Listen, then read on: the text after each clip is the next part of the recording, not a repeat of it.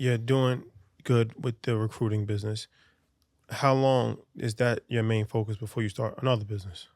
So I started the second business because I wanted something tangible, something that if I'm not working, like right now, I'm not working per se, it can still make money for me. And I was in a coma in 2008.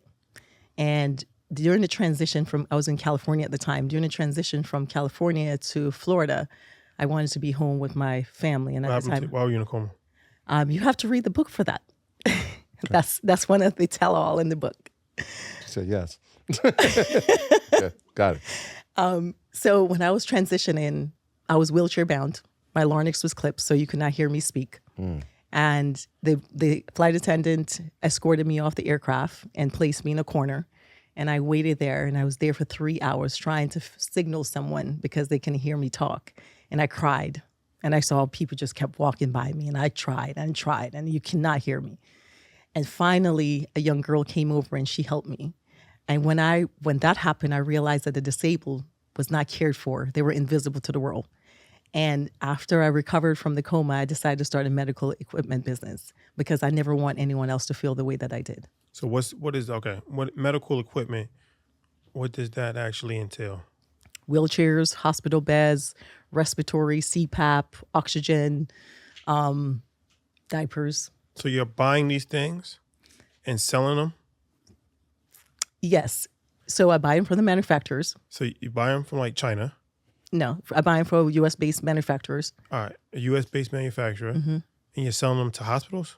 Hospitals, I also sell them to patients. So say, for example, mom is in the hospital and she cannot ambulate. She cannot walk. So they will send us over a prescription for a wheelchair and a walker, and we'll qualify them through their insurance, through Medicare or whatever insurance they have. We'll bill the insurance. Now they qualify. They haven't received one in 5 years, so they qualify. And then we deliver it to the patient's home. We set it up. We make sure that the wheelchair gets through the doorways. We make sure that there aren't any obstructions so that they won't fall. And we service the patient for a year thereafter. So How cash intensive is that? Because when I'm thinking, if I'm trying to start this, how much money would I need to start like a home healthcare medical well, equipment that's not really business? home health care. That's Well, medical equipment business. So you have to have 700. Well, when I started, the number may have changed now, so I haven't ventured back in that area yet recently. When I just started, you had to have 700,000 liquid in order to start the medical equipment. So the medical equipment, are you ever physically holding, or are you just shipping it from the warehouse to the client? So you have a physical. So I personally have a physical holding. So all my deliveries are done by drivers that's within my office that I hired, and they're employees of Bailey's. And you have a physical warehouse? Yes. So every location. So right now I have 16 locations, and every location has at least one or two warehouses that stack with items that patients would need. So if the prescription comes in today and they need walker, wheelchair, they will qualify the patient, send it out for tomorrow delivery. But you're not making any of this stuff. No, I'm not making it. So, all right, that's interesting. I would have thought that the people that make it are the people that sell it. So if it's like X, Y, and Z wheelchair, right? Like these are the manufacturers of it and they're selling it. Like BMW sells cars that they make. Why are they not doing that? And why would a hospital just not buy directly from the people that's making it, as opposed to, you're essentially like a middleman in the situation, right? Right. Why would there be a need for a middleman? So because then they're the part of qualifying the patient and servicing them because disabled people, you have to service them. You have to make sure that they're set up properly, make sure that they're not going to fall, make sure they're not returning to the hospitals. So the manufacturers, they would have to create a whole nother division in order to service the patients. And so that's why the middleman is necessary. Most manufacturers do not sell directly to a hospital, some of which do sell to hospitals, however. Okay. So, But not to end stage patients. So you like customize the situation? Yes. To make sure that they're getting the right fit. They just make a million of them, but you have to like make sure that this one fits this person, and Right. they might need to tweak a little bit here and there. Yes. Type situation. Exactly that. So like a wheelchair. So, wheelchair people are different sizes. So my staff have to qualify the patient to make sure that, okay, they might need a K1. A K1 is a standard wheelchair. and they might be 200 pounds, 5'8", but they might be bottom heavy. So instead of them having a 20-inch, they might have a 8 or 18-inch, they may have a 20-inch. So that's what is necessary for someone like myself in the middle.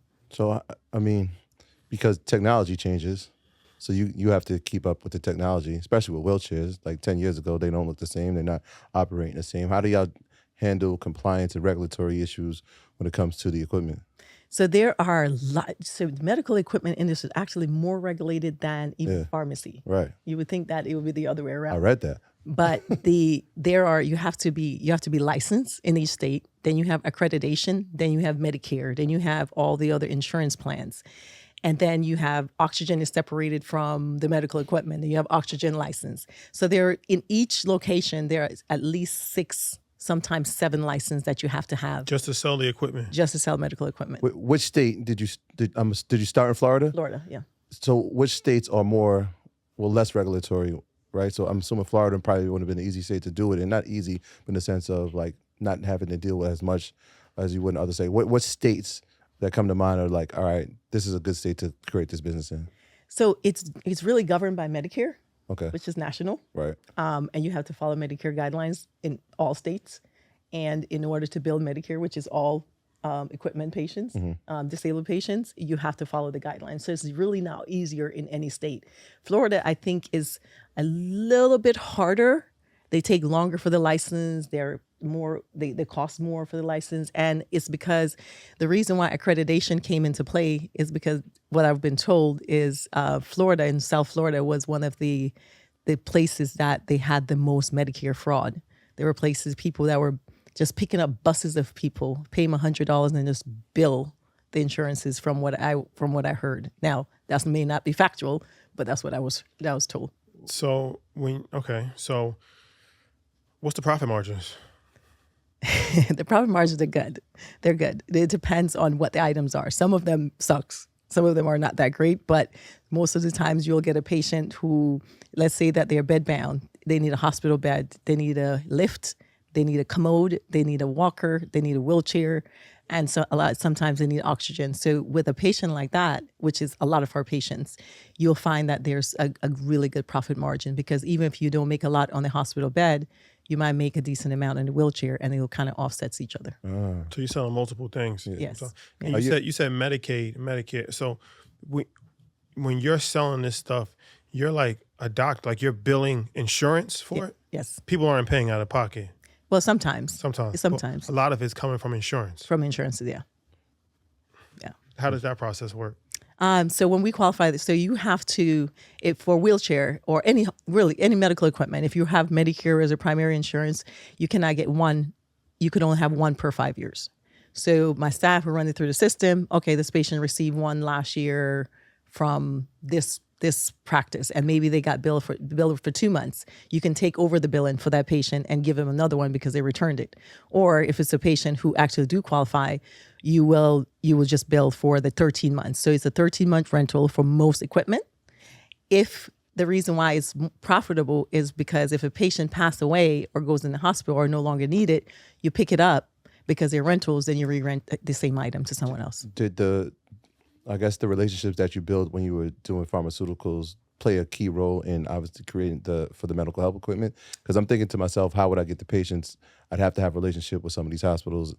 So what role did that play? Not much. The relationship between my medical recruiting, because of my strong relationship with the practices, that had somewhat of a role in it. But my first hire was a salesperson, which should be every business first hire should be a salesperson. I was out selling, and I was coming back, processing the order, delivering the items, and I walked into a facility, and I said to the director, I said, I want a pretty white boy. And she said, I don't know anyone. Hold on. The director's son, he just graduated. He's selling grass. Maybe you can talk to him. And in my head, I said, director's son, the director of rehab. That's over three different rehab centers. Yeah, that's a lot of equipment that's coming my way. I'm like, I'll interview him. And in my head, I said, even if he's semi-decent, I'm hiring him because I'm getting those sales. Put him to work. And I did. I hired him, and my first employee, still my right hand today. Interesting. Yeah, you got an eye for it. So what, like, because the equipment that takes to make these, have you ever run into issues with supply chain? I did not. I did not. Most people did during COVID. Right. But I did not have supply chain issues because God just happened to give me this amazing brain. As soon as COVID hit, I have a warehouse on my ranch, and it's about 7,000 square feet. I ordered everything that I could, stocked it from to roof. And because of that, I didn't have supply chain issues because I had all the equipment and supplies that I needed. More dope. So you said that you have 15 locations, I have 15 locations, yeah. 15 warehouses.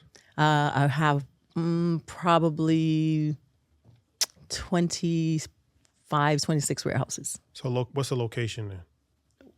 What's the location? Where Like, what is it? What is the location? Like, what would be a location? Because I'm thinking a location is the warehouse.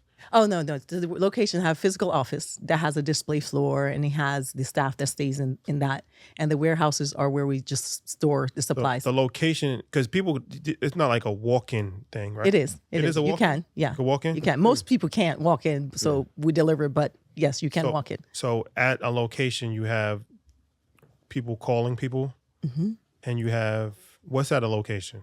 So at the location, so when you walk in, first you're going to see pharmacy because most of my locations have pharmacy. You'll see a display of medical equipment on the floor with a hospital bed, Hoyer lifts, commodes, wheelchairs. Then you'll see staff that are there processing the orders, answering phones, and scrubs, because scrubs is also another part of my brand, of my line. So pretty much that's, and then you have, sometimes my warehouse is on site. Sometimes they're off site. So that's what a location usually looks like. It's crazy that you're saying this because I'm just thinking I drive past a location, not yours, in my like down the street from my house every day, and I'm not going in because it's not. But I'm like, oh wait, that does exist. That's interesting.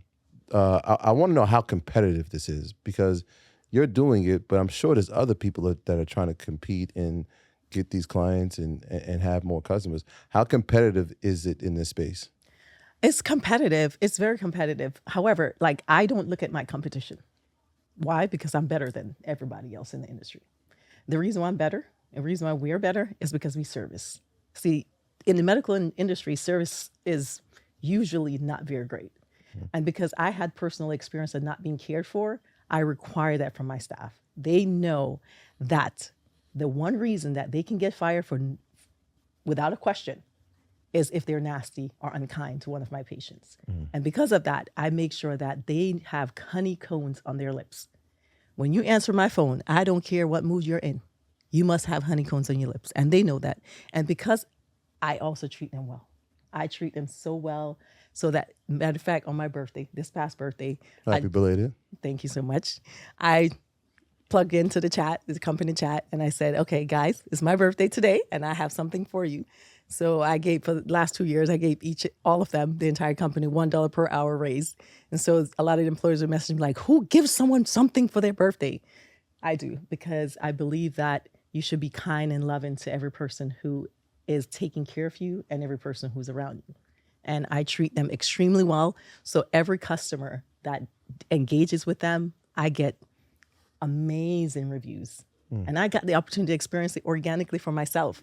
The delivery drivers, when in their processes, the managers don't tell them they're coming to my house. So if I have medication being delivered, my mom get her medicine, they'll call and they have no idea they're talking to me. And it felt so good. He was so polite and so kind, and his voice, his tone was so loving. And he had not a single clue that he's talking to me. And I said, this is exactly why I do what I do for my staff.